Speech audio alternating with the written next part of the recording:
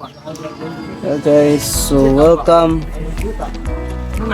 to the solar powered irrigation system here in Innerpresa, Barangay Puruan, Zamboanga City. So let's go, tingnan natin ngayon anong status nito.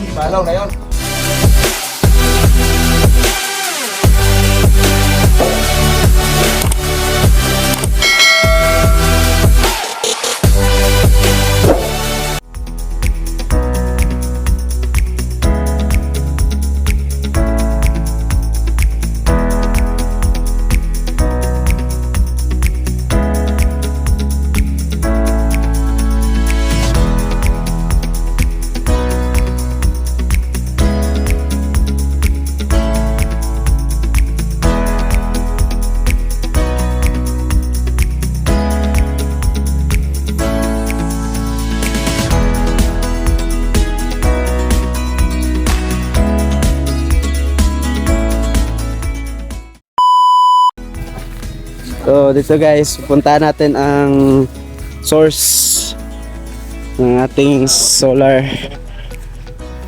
irrigation. So sa ngayon, silted pa siya. So yan yung water source sa creek o river. Yan, so merong ano dyan, sump. Ito yung ano, diversion. Tingin ng specs ng pump. So, yun guys. Tingnan naman natin ngayon ang pump.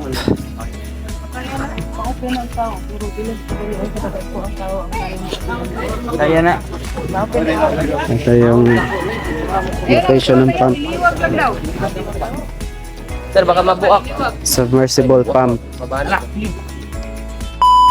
Isa lang. Wala na. Diyan, naugo na dyan sa kalang. Tapos, kung makikita nyo, merong floater switch dun sa ilalim. Yung wire na yan. Floater yan. Ang floater Ito nang na-wire. Ano siya na? Mas maganda lagi na ang pump natin pag nagsiset up ng ganito, nasa gitna. Kasi yung ano natin, yung positive suction ng ano natin, ng pump, meron kasing radius siya ng effect. Kung nakatutok yun sa gilid, yung magiging ano niya, magiging sip-sip niya lang, yung sa kabila. Yung sa kabila lang? Oo, so hindi mo magagamit yung sip-sip niya doon sa kabilang side, so hindi magiging even yung... May support po ba yan? Ang suction niya? Support niya? Meron pa siguro to yun. Sa walang? Tapos, Submersible guys, yung pump. Ilagay talaga sa gitna. dahil sa Para sa flexible pump suction niya, niya. usually, siya na rin yung nag-hold dun sa ano. Pero palagay ko ito ay nakatutok to sa kailaliman, tapos nakasetting sa gitna yung pump. Oh, naka-lockdown na siya. Wala na siya naka-direct sa bottom kaya para di niya direct ma-suyap ang... Hindi, yung pag-figure niya na nasa gitna siya. Diba? Meron naman yung limitation. Nakatutok to mga ilalim palagay ko. Itong mismong GI. GI na? Casing lang yan? Kasi perforated na siya sa ano? May casing yan, tapos nasa loob pa yung Pag mag-design mo sa inyong hinaning kwan, sa samtang ninyo, ang dili siya kaparehong level dito. Palaluman pa dito ninyo. Lalong pa siya. Ano ninyo ang deposit sa mga silk. Ah. Sabi na daghang silk ang lugar, depende sa yung kwan. creek bed, kung maalala nyo, Investigation. yung creek bed natin, yung kababa ang level nun. Ang ka-level nun ay yung channel papasok dito sa sump na chamber. Pagdating natin sa chamber, mag-ukay pa kayo na mas malalim para yung deposit ng silk ay pupunta muna sa ilalim. Okay. Tapos meron pa kayong time na linisin siya bago umabot sa pump. Okay. So meron pa tayong sealing pool na sa ilalim. Sir, kapila mo maglimpyo diri kada kwan. Kanin diri. Kapila niyo limpyuhan. Gamiton na. Kwan sir, Kada baha dyan or dili. Dili lang. Dito sa katuig. kada baha. Dito ang pimente. Kada baha. Tapos kung maaalala nyo, yung flat cable na yan, Pero okay ra. yung nabibili natin na pump, meron niyang kaputol na cable which is talaga intended na submerge. Pero pag nag-program na kayo, hindi na kasi kasali yan doon sa mismong pump na nasa ibabaw na yan, submerge cable. Yung nakasubmerge na cable na yan. So make it sure yung pump, yung ano na yan, yung material na gagamitin yung insulation ng pump na yan, na para sa wiring pataas, ay intended siya sa wet installation. Kasi baka malimutan nyo, Yun, so galing doon kanina guys sa tank. So may pipe, HDPE pipe na di size Yun yung itutulak ng submersible pump in tubig dun sa tangke. So, tingnan natin yung tangke. And so, ito yung tangke guys. Itong blue. Yan. So, itong maliit na pump house niya. Controller rather. Yan yung inverter. So, ito na yung tubo. Yan.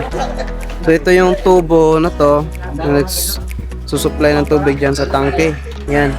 So, ito yung tubo galing doon sa pump sa tank kanina. Dito sa may ilog. Yan.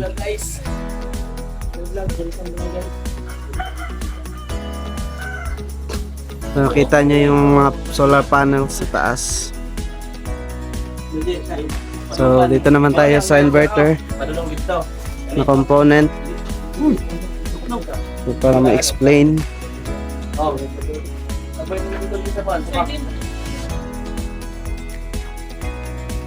Okay, so here na guys.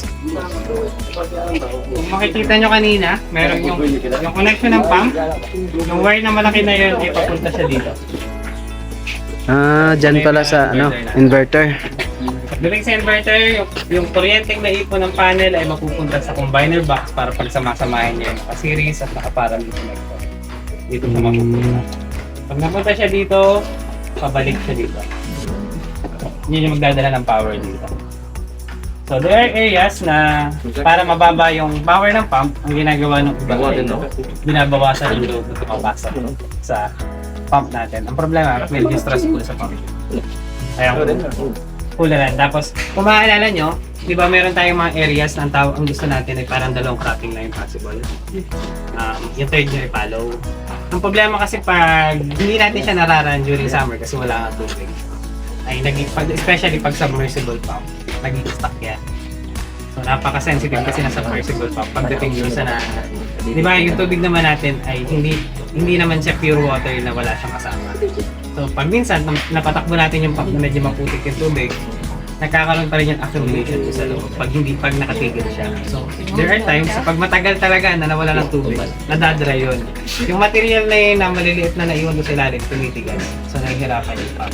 Kung possible na makapag-incorporate kayo ng steering pool na may return para mapapatakbo niyo yung pump kahit paikot-ikot na yung tubig.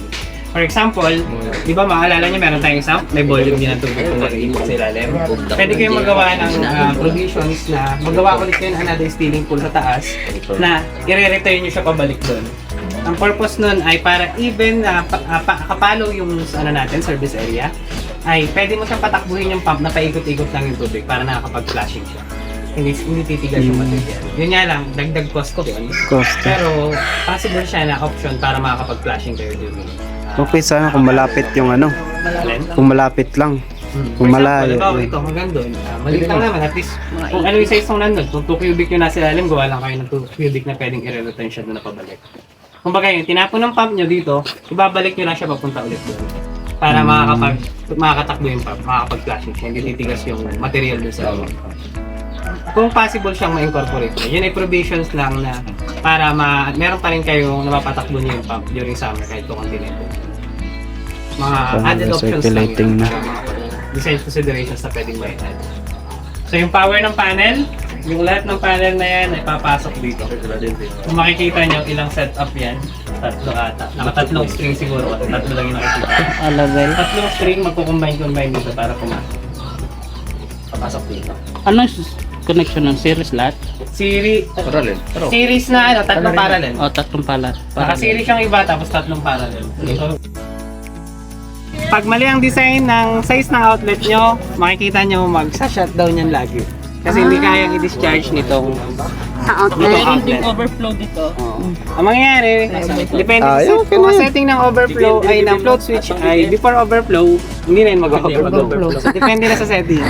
So make it sure na kaya i-discharge para hindi siya magsha-shutdown. Ang inaunamihan ng ganito siya. Okay na, basta makompute mo na kaya niya i-release yung depende So ito yung ng gate valve niya. Ito yung iniikot para maka-discharge ng Ang karaniwan tubig. kasi kaya Ito yung inaangat outlet. nila to ay para may hindi kagad papasok yung siltation dito. Yung nag-settle dito sa loob. So, yung nag-settle sa loob ay i-release through dun sa isang drain outlet. Di ba lagi tayo nag-ano na Flange? Ito ba alam yung natin na flange? may kasamang silt yung tubig. So, yung material na yun ay mag-i-stack muna siya dito bago makapasok. So, kung in-insist natin na hindi papasok dito. Ano nga ang tawag dito, Bayo? Flange? No? Tawag dito ay flange connection. Flange. Tapos ito yung ano niya, gate valve niya. So dalawang flange connection para ma-connect yung gate valve. Ito na yan guys, yung tubig. Yan, ganyan kalakas yung tubig. So, ganito kalakas yung tubig guys. Ito yung water master natin dito.